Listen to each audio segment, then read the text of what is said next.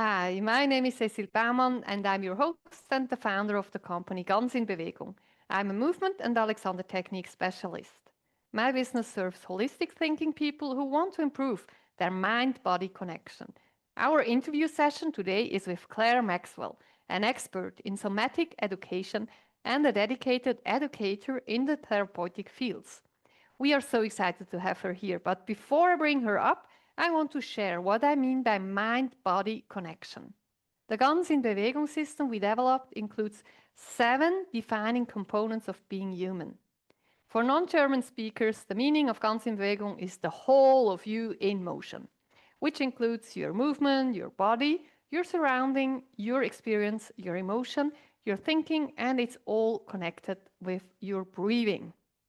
And all is interconnected with each other. Our guest, Clare Maxwell, is a passionate embodiment educator and former professional dancer, renowned for her innovative approach to movement and holistic learning. With a vibrant connection to her body from an early age, Claire's journey took a transformative turn during her rigorous dance career, where she faced challenges that led her to rediscover her physical intelligence through the Alexander technique. This pivotal experience not only healed her from injuries, but also ignited a lifelong quest to redefine movement practices in a more harmonious way. With certifications from esteemed organizations such as the American Society for the Alexander Technique and the International Somatic Movement Education and Therapy Association, Claire continues to influence the field of dance and education. She advocates for the integration of embodied practices across all movement disciplines, challenging disembodied cultural norms and promoting a more vibrant understanding of human development. Claire's recent work emphasizes the importance of integrating bodily awareness into therapeutic practices, enabling professionals like therapists and counselors to enhance their effectiveness and creativity. As we explore this crucial aspect of health and wellness, we will discuss the fundamental skills necessary for nurturing embodied presence and its transformative power in both professional and personal contexts. So let's bring Clare Maxwell into the conversation. Welcome, Claire. How are you? I am so much better after hearing you articulate my journey so well in your introduction. Thank you, Cecile. Thank you very I so much. That's very appreciate kind. that. Wow. Yeah, that's you. I'm looking so much forward to get to know you much more and better. Could you elaborate on what prompted your shift from dance education to focusing more on somatic education for therapists? Yeah, thank you for this question. Um, I would say it was a really natural development. And it really had to do with the people that were coming to work with me. So, my whole first half of my life was a professional dance life. And I was very well known. And because of the Alexander technique, I had a certain cachet. You know, I was well known in that community. I got hired to teach in that community. Um, and that was like, the first 40 years of my life.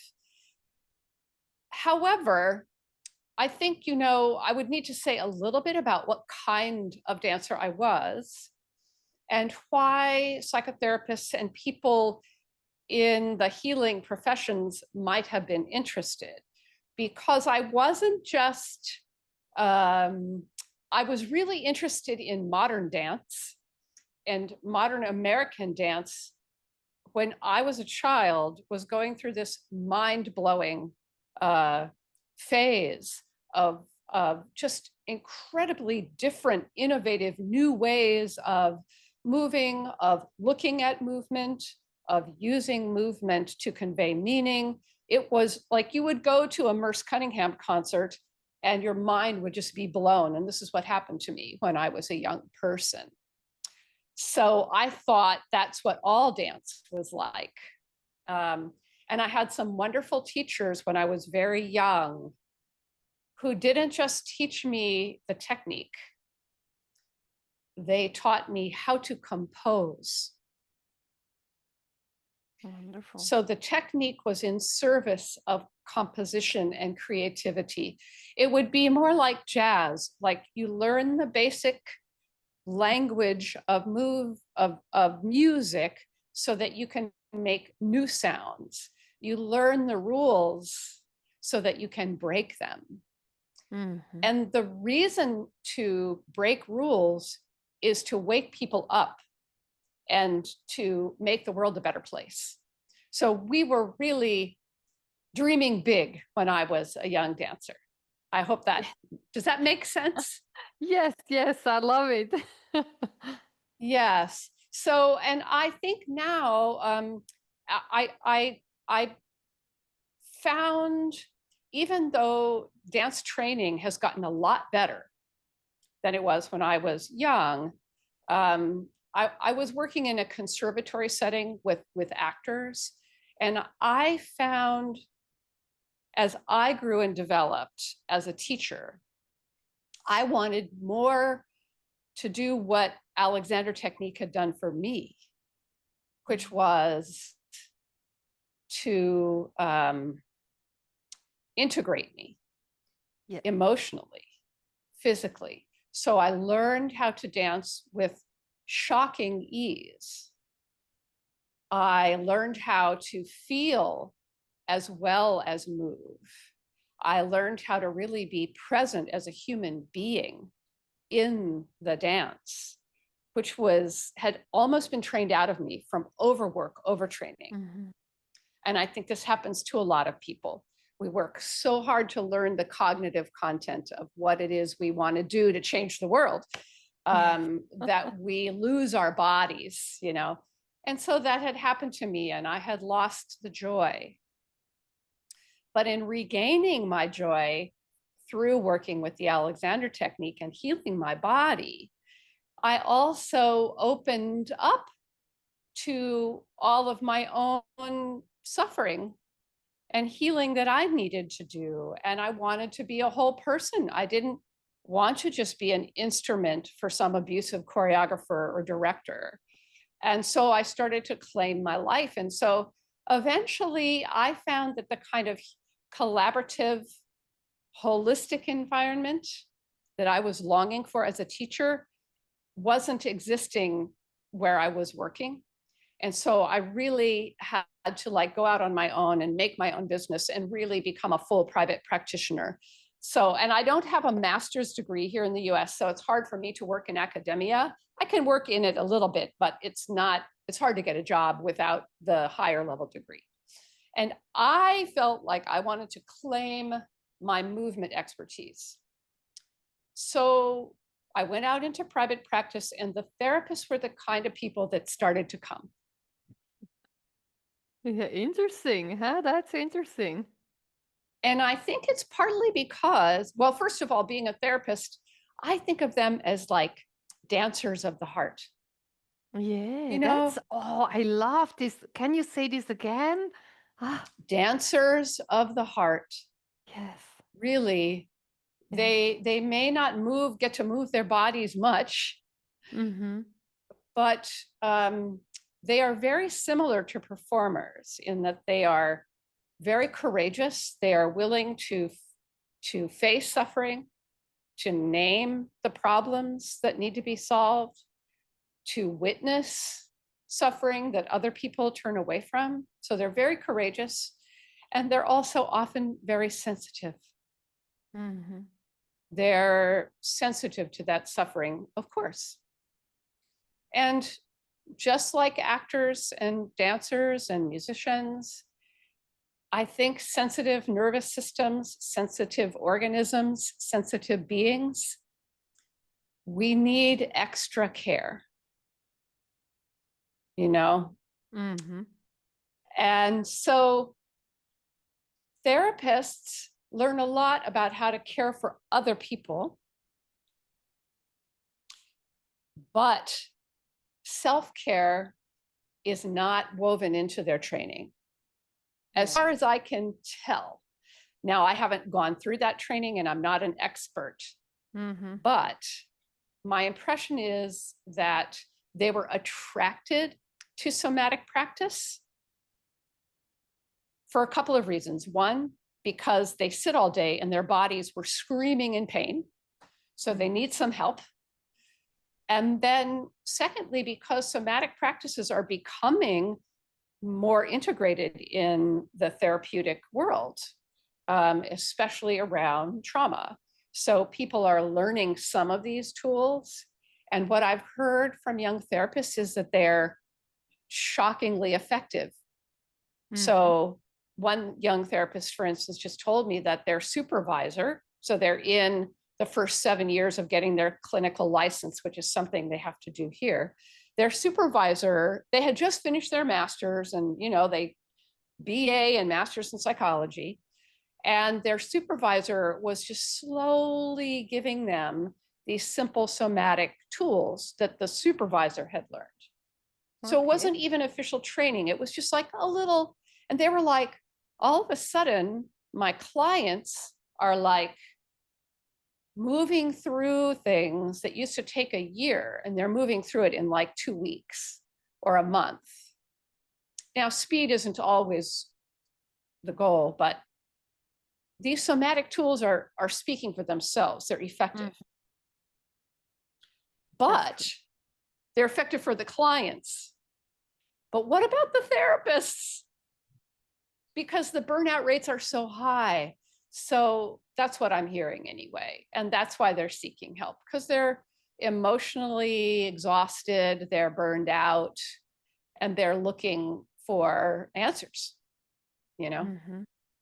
And nowadays, I think the somatic practices, they are more aware of taking care of themselves, especially here in Switzerland. I know some of them, and they are really taking care and also do the Alexander way of first you have to solve your problems and issues, Yeah, get well, yeah, yourself right. solved, and then you can go out and teach others and help to regulate others. Yes. If you can't regulate yourself, how should you regulate or be able to regulate somebody else? I think it's not possible actually, or just to a few, like, probably percentage you can help intellectually, but it's much more than that. And the Alexander technique, I mean, this is the basic, First, you have to solve or to regulate yourself. And that's what I love at this technique, because it's a lifelong learning and very good in taking self-care first. Well, And yeah, it's and necessary. also it's indirect, isn't it? Because our way in isn't through the same doorway that therapists are learning about. We're not directly trying to regulate emotion. What we're doing is we're using the tiny bit of conscious control that we have to step into poise and ease, right? So it's the postural system, which people don't think of as emotional, right? But if your posture is rigid, that's going to affect every cell in your body, right? And it's not, I shy away a little bit from the word regulation. I know what you mean by it, but it has this very clinical, like, tone to it. Like, you can control this, Switch on and off. And that you can switch it on and off. And even right now, for instance, between you and I, if we try to take our attention and hold it in a specific place, like I'm going to look at you and I'm going to fix my attention there. When we fix our attention, and maybe the watchers can try this, fix your attention on the screen, you start to feel it in your body. Mm-hmm. a little bit of discomfort, right? Yeah. Yeah, I Because stop breathing even, you stop breathing just from fixing your, so awareness itself is designed to be fluid and mobile. Mm-hmm. And that, you could say that's a kind of regulation to say, oh, I'll allow it to be mobile, or I'll allow my body to be 1% easier. You know, instead of focusing on the problem, maybe I'll just see if there's any ease anywhere, and then I'll focus on that. That's a use of your conscious mind, and it can promote self-regulation.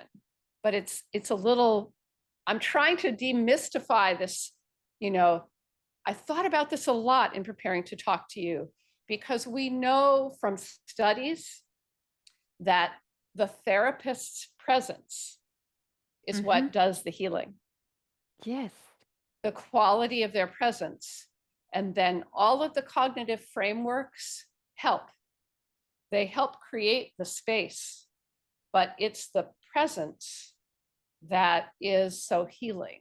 And it's what you're saying. If we can ease into ourselves and really open to the other, that's where the magic happens. And I think somatic, and specifically the kind of work that I'm doing now, my hope is to demystify it a little bit. That's You know? good. Yes, Yeah. yes. And to give it a Like, clear well, setting, a yeah, clear, that you can tangle it, because otherwise it's just, yeah, it's a bit fussy. it's a bit fussy.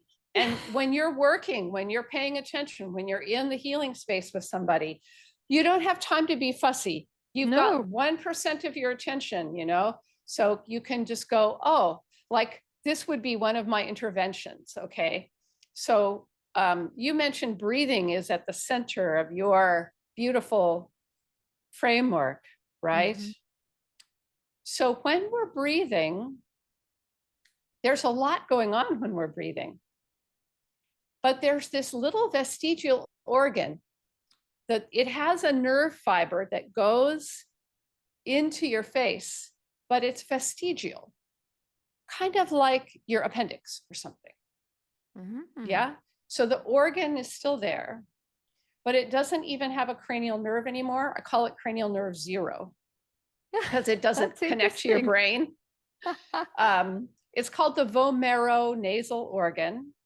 And it Wow. was originally, it confounds the mind because it was originally for sensing pheromones, hormones. Oh, okay. Ha. So when you see dogs sniffing the lamppost, Mm-hmm. that's part of what they're doing. So we still have that organ, and it's right here at the base. Okay. And there's one inside this nostril and one inside this nostril. Interesting. And we don't use it anymore.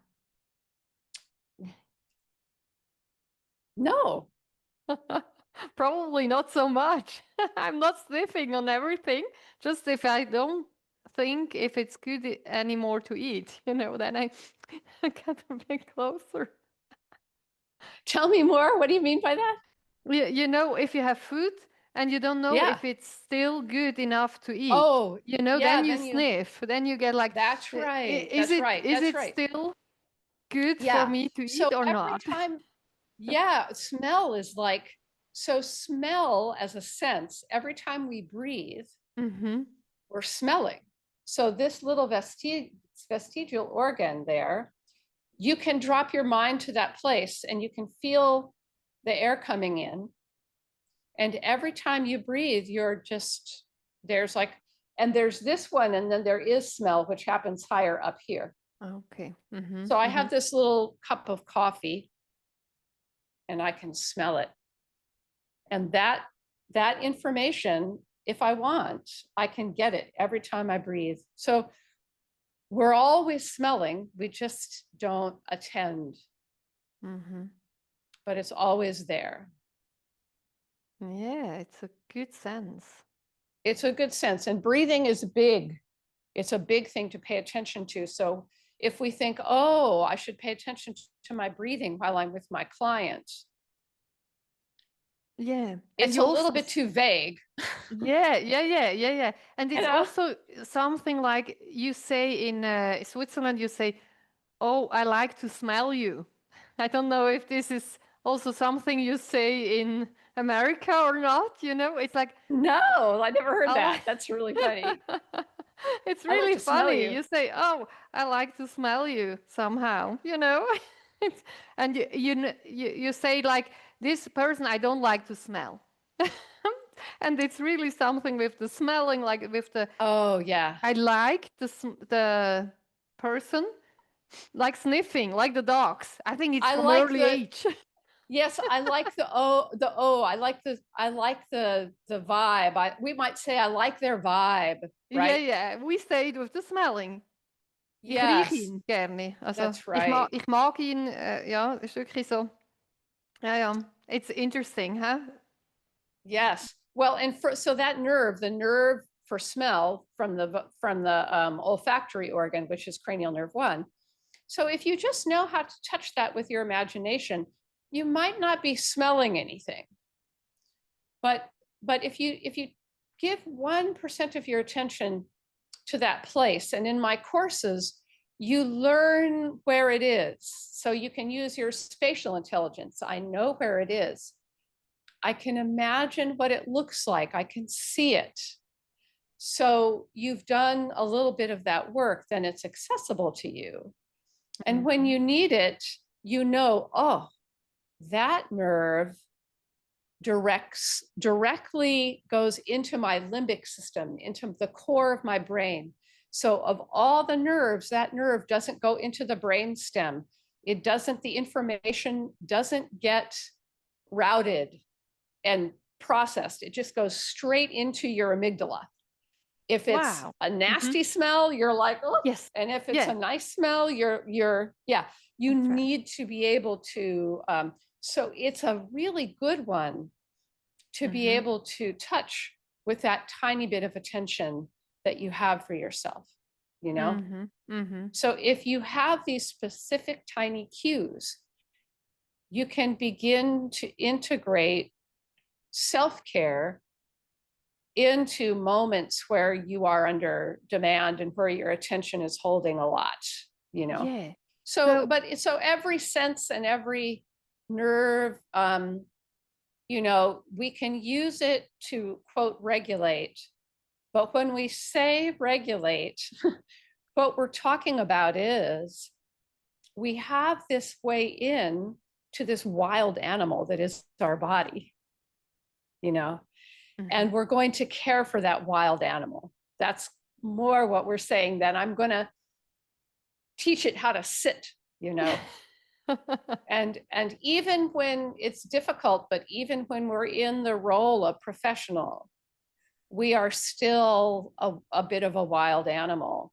So the more we welcome and care for that part of us, it gives us information about what to do when we're teaching or, and then, that intervention, usually when people touch with their awareness, this part of their body, there's Mhm. going to be a little release at the atlanto-occipital Ah, joint, which is such a major tool for our work of the easy balance of the head on the spine. So you don't have to interesting. be, that's a very advanced neurological skill to imagine your spine and Mhm. imagine your head and where is that movement. And that takes a while to learn. Mhm. But 12 cranial nerves, all of these sense organs are above your atlanto-occipital joint. Ha. All of the nerves are above your atlanto-occipital joint. So if you just start to tune into the quality of somebody's voice, the sound waves, you're tuning into an organ that promotes easy balance. Mhm. Yeah, So it's an indirect way that's in. true. That's true. And that's a clever way. Um, how do you define somatic education, and why do you believe it is essential for professionals in therapeutic fields? Well, okay, I was prepared for this question. Good for you and us. Yes, yeah. Good for us.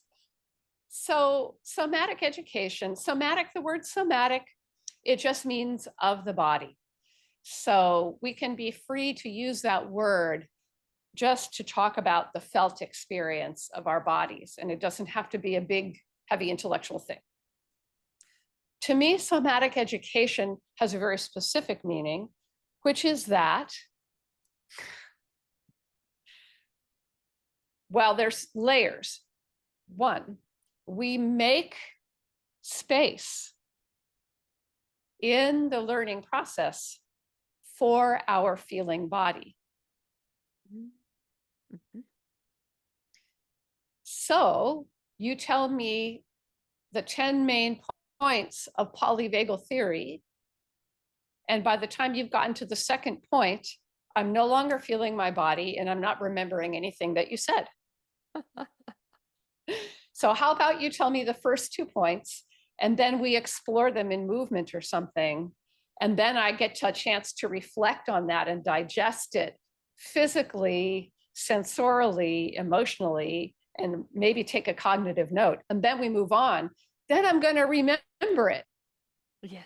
And yes. then I'm going to be able to use it better. Does that make sense for somatic? So that's one meaning of somatic education. And then somatic education means teaching people how to do that. Like, so Alexander technique is a somatic education. Feldenkrais is a somatic education. Somatic experiencing, I know they do a lot of sensing and feeling, and they probably make more space for the body in a somatic experiencing training. So it's starting to make its way. I just want the Alexander piece to be part of it because what people don't know if they haven't been through Alexander training is that we spend the whole first year of our training learning how to not try to fix the other person. Right? Yeah. You see what you think you see. You perceive what you think you perceive. And then you hold that and you come back to yourself and you go, what's happening in me? And that's what you use to teach. So I want to give somatic professionals the ability to do that. But they don't have to go through a whole Alexander training. I want to use these core fundamental colors and building blocks that they need and give them access to those things in themselves. Does that make sense? For me, of course, completely. Yeah. I think it's really what I understood. So probably I can see if I understood it correctly. It's how I understand the first year is about getting out of the way of fixing, of doing, of trying to even. It's really about just being. Can you just stay in the present moment for a while without doing anything, without trying anything, without fixing and locking and doing?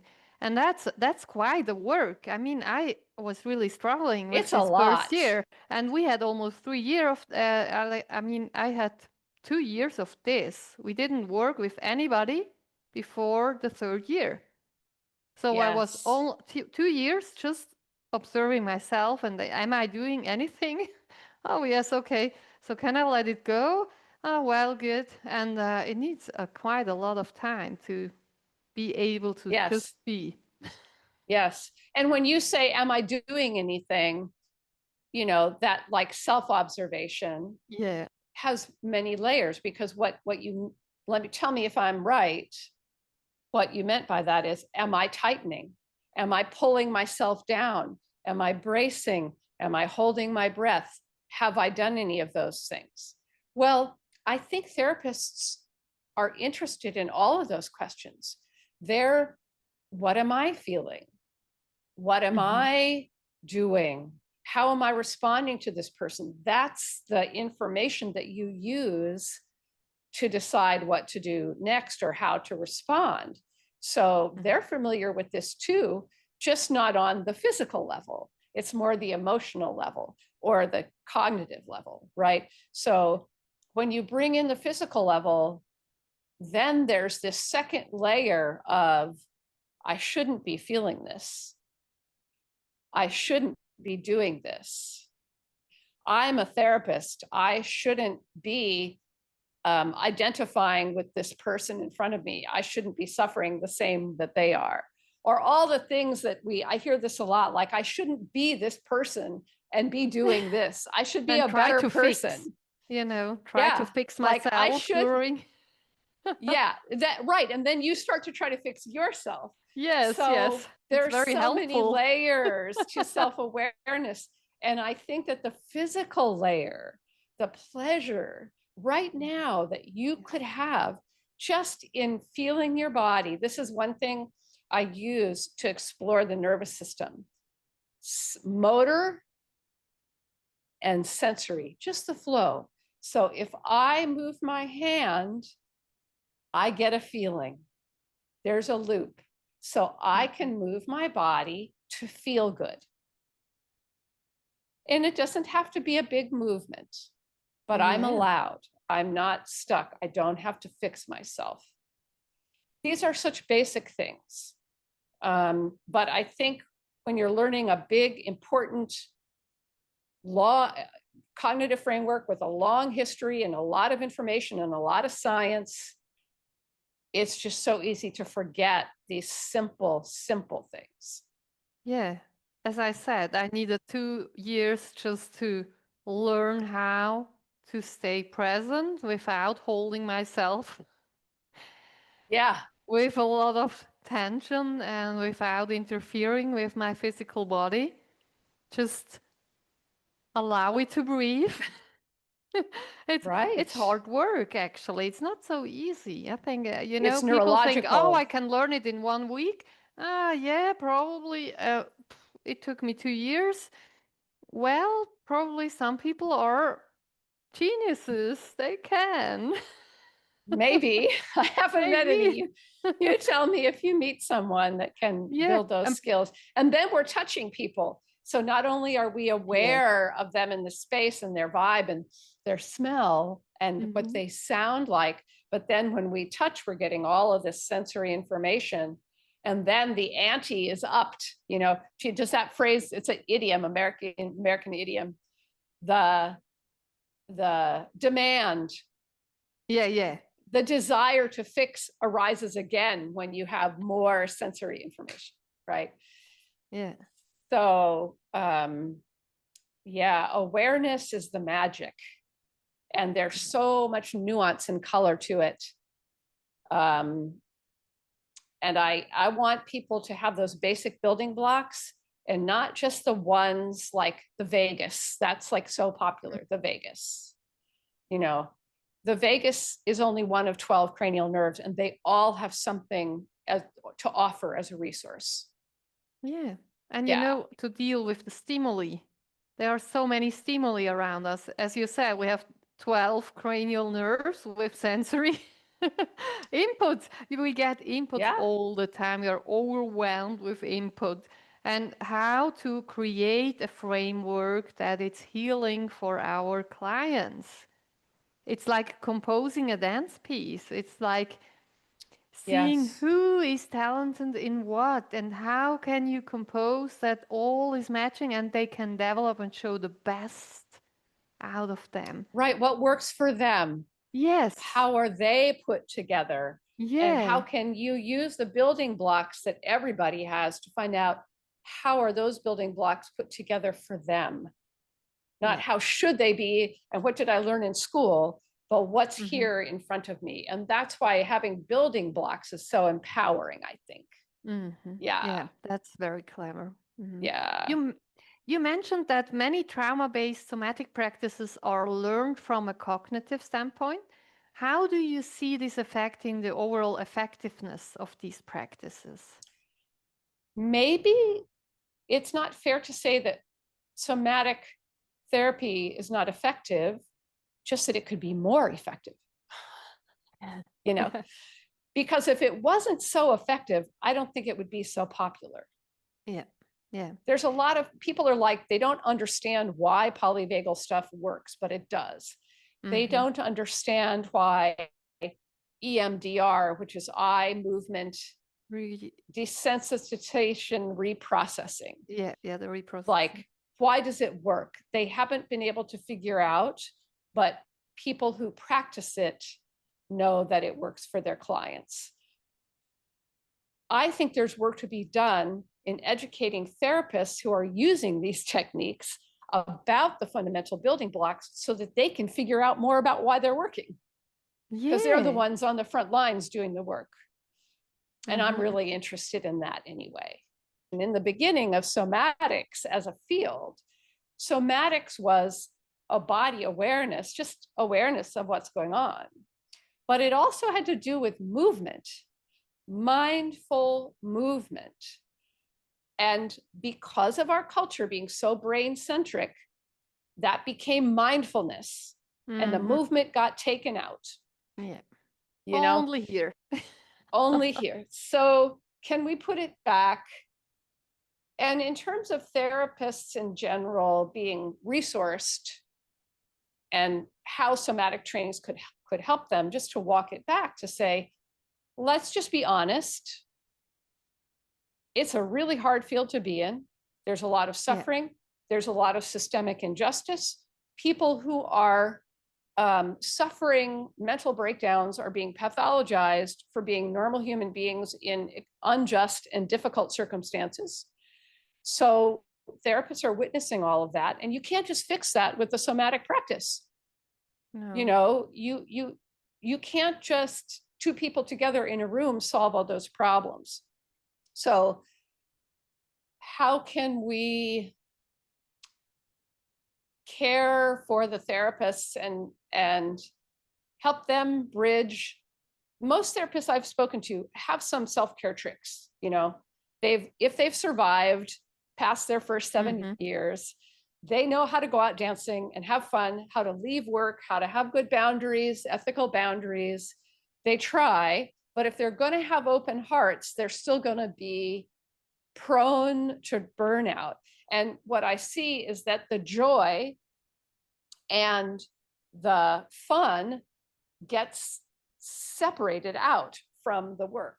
So I think our work is integrative work. We can help people bring back the joy or what it is that creates ease in them into their work without having to be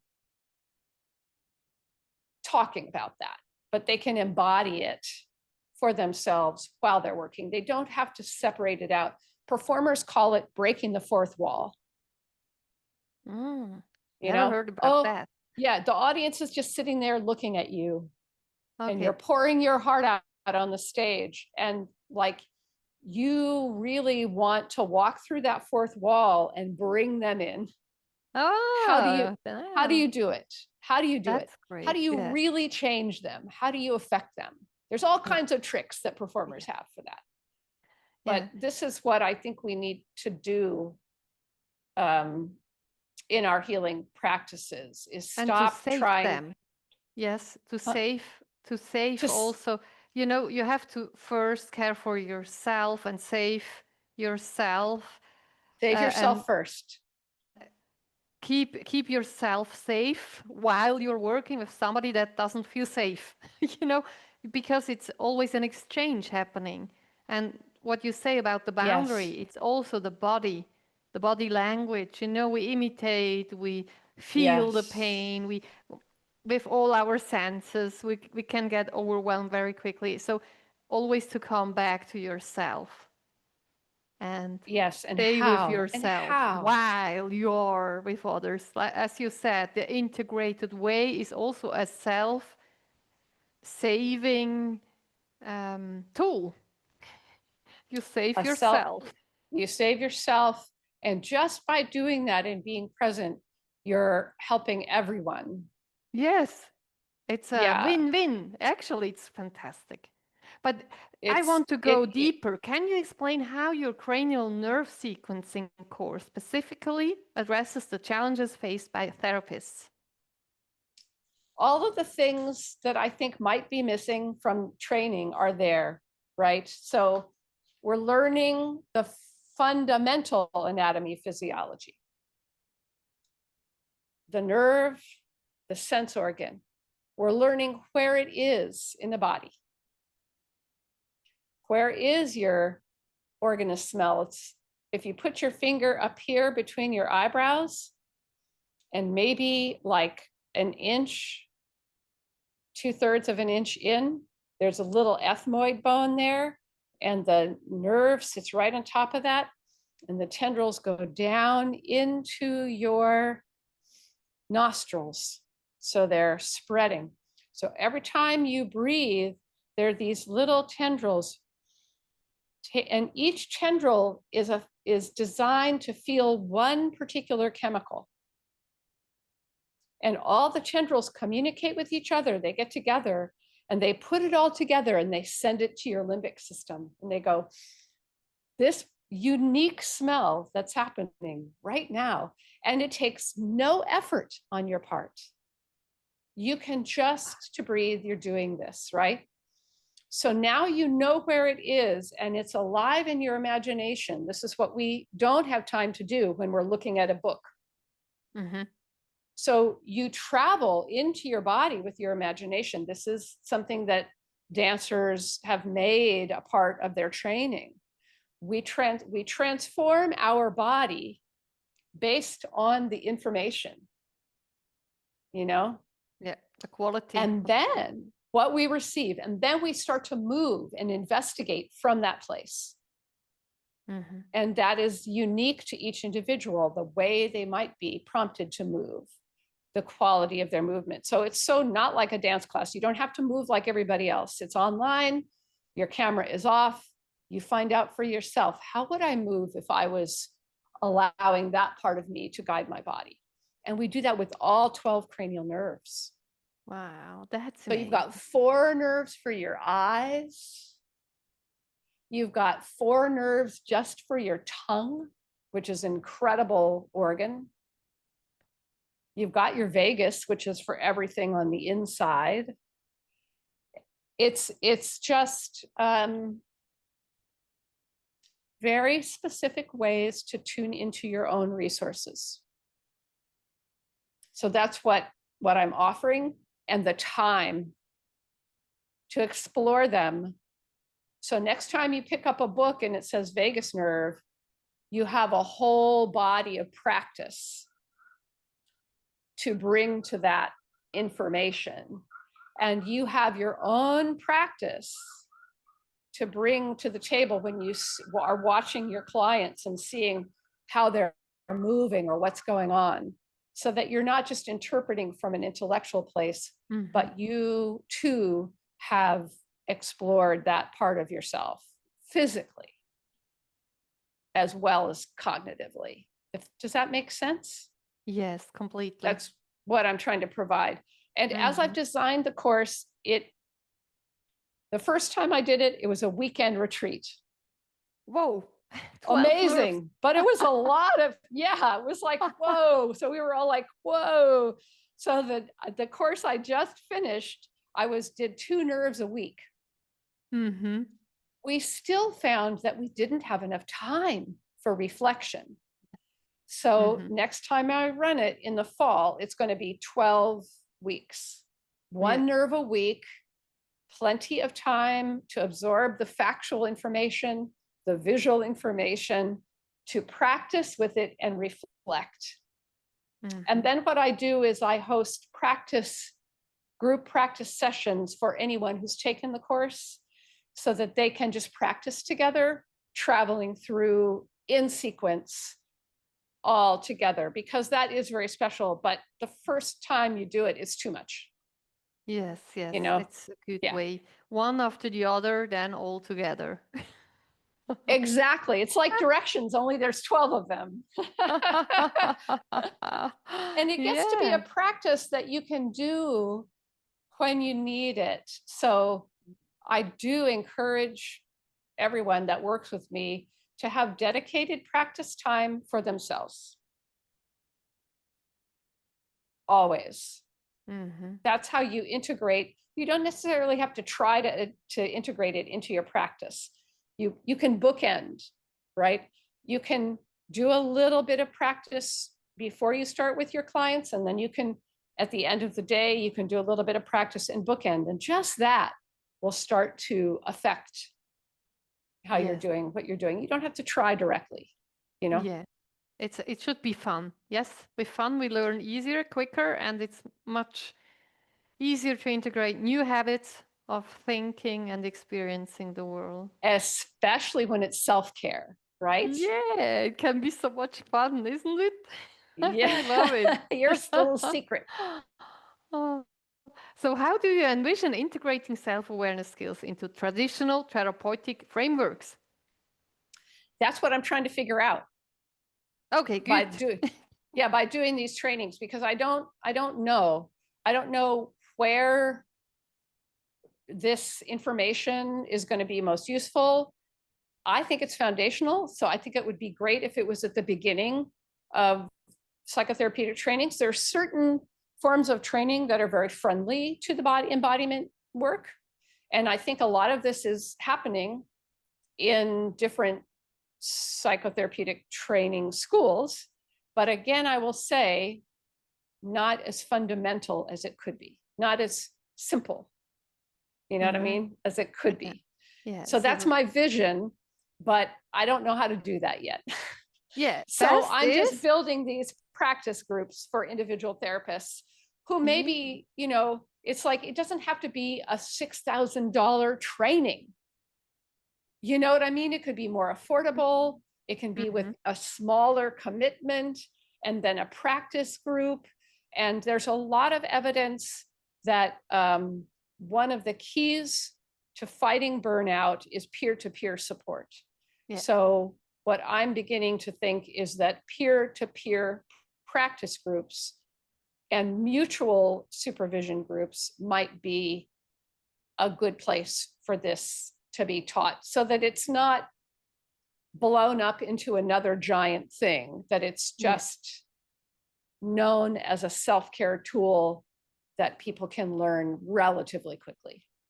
Yeah, I do really hope that the listeners out there interested in your work will contact you and tell you, we need you in our physical education, physios or somebody, which they just want to have the basic tools to take care for themselves while they work with others, because Yes. I think it's really necessary in our world, because they have just 20 minutes with each patient and they work physically. They are in contact and we get all the information in our nervous system from each Yes. patient often patients. I mean, you get crazy at the evening, you have a nervous system like this if you are sensitive. And this should be the basic education anyway for all working with other people, also in schools, Yes. because also there Yeah, you are a anybody role who's stepping model. into a caring role should Yeah. be learning foundational things.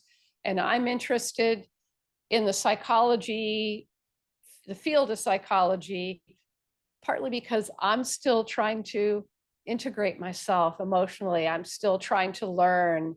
And that's where my growth edge is. And those are the people I want to be with. But we know this is needed everywhere. Yeah. So You let's know, see how it goes. let's My last see. question. Yeah. What feedback have you received from participants in your courses regarding their experiences with somatic practices? This is what people say to me. I didn't realize there was that much nuance available to me in terms of my feeling, my ability to be aware of myself. One person even said, I never thought of feeling my head. because your head is covered with skin, which is right. They were like, I haven't been feeling my head for 20 years. That's so insane, So there's like this part of us that we can't see. We forget that it's there. People reported feeling very grounded, very calm.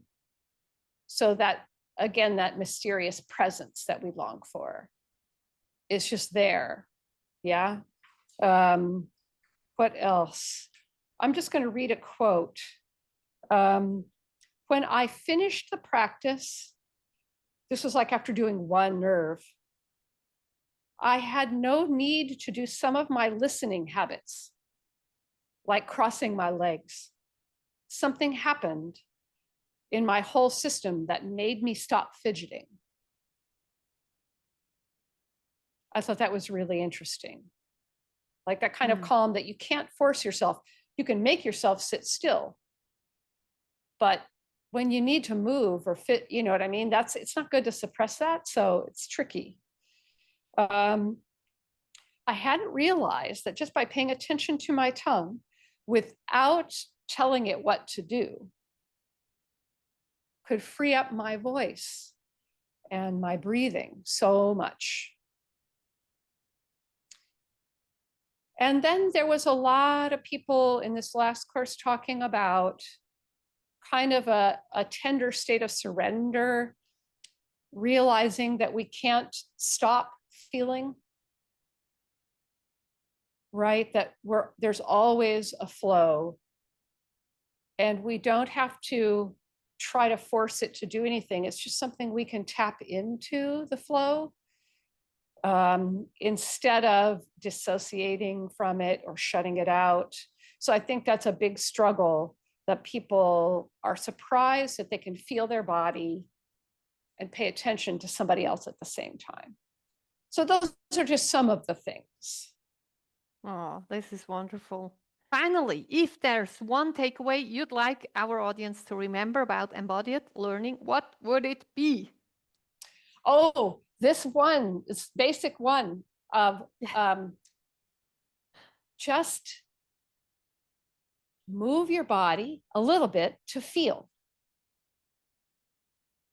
Why is it important to Feel move your body to feel better? Because we know that movement promotes learning, circulation, memory, breath, health, everything. Movement is good for everything. The science is there now. And if you bring just a little bit of mindfulness to the movement, if you develop that consciousness to body, body to consciousness loop, it's a very powerful resource that will guide you to the right place, whatever trouble you're having. So I know it might sound like super basic, but just like feel your body. Oh, how would it like to move? Move your body. And then enjoy the feeling you get. Simple. Yes, simple, but not so easy, because we are always holding ourselves in a fixed position most of the time. And really to let go of this and allow yourself to move, it's a skill, but you can learn it, and it's not that difficult if you know how. But if you have a guide, it's so basic. It's really the fun part, and it's you can learn it much faster. You don't need a 3-year education. It's just, you have the hands, you have and everything. It gets trained out of us. It gets trained out of us. Yes, that's it. So, we can get it unfortunately, we have to train it back in. So thank you, Claire, for sharing your insights into somatic education and its importance for professionals in the therapeutic field. Your dedication to helping others reconnect with their bodies will undoubtedly lead to transformative experiences, both personally and professionally. From your lips to the universe. Thank you, Cecile, so much. It was really fun to talk to you. Thank you again. And many thanks to all the listeners who joined us for those inspiring journey from Clare. I encourage you to explore the resources on her website and consider her programs, which offer valuable tools for deepening your understanding of body and mind. Remember, embracing your physical intelligence is a powerful step towards living a more authentic life. Get in touch with Claire by email or through social media and join us for more enlightening discussions in upcoming episodes. All the interviews will be available on our YouTube channel. Until next time, take care and keep in touch with your body. Bye bye. Bye. Bye, Cecile. Bye, Claire.